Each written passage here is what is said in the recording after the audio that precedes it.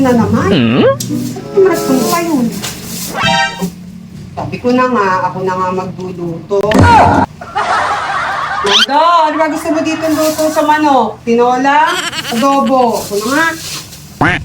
Ano ba yan? Ang dami na namang hugasin. Nasaan pa yung luto na yan? Ako na lang lagi na hugas dito.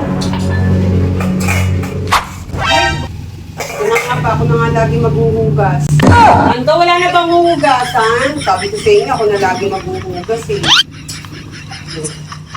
Ano na naman to?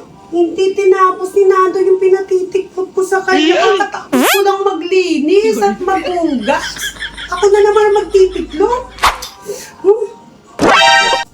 Sabi ko na nga, ako na nga magtitiklop.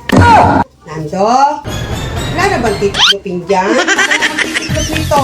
Dali, kaya ka na dyan.